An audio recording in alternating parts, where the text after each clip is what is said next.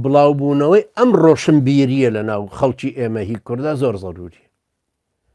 یعنی وابێ کە تۆ ڕۆشنبیریەکە لا دروست بوو بێ خەمی خەڵکی ترت لەبەر بێ ئەنانی نەبی.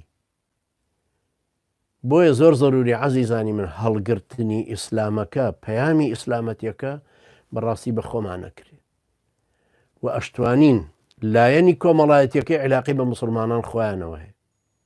یعنی چەند خۆشە تۆ چەند زەمیرت مرتاحەکە دەقات حیجابت دووریوە بەسەرپۆشە بە شتەی مۆدێلێکی جوانی گەنجانە فەرمووە بۆ ئەم خوشکە بە ڕێزانەیە کە تەلەبەن و توانە حیجابەکەیانێت تواناشی هەبێت کە تۆ دیارەکەی ئەدەیتێت تەشجیعەکەی لەسەرەوەی کە باڵا پۆش بێ.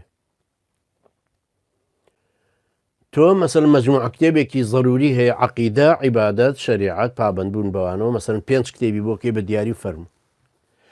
گەنجی وا هەیە ئەچێتە ئەو مەکتەبانە کتێبەکە هەڵەگرێت دەجار چەند جاری ئەم دیوە و دیوەکە سەیری فەرستێکا سەیری ناوەڕۆکێکە و کە سەیری سعرەکەیەکە دیسان دایەنێت چەند دڵی پێوەیەتی بەڵام ناتوانێت لەبەر چەند هەزار دینارێک بیکڕێ.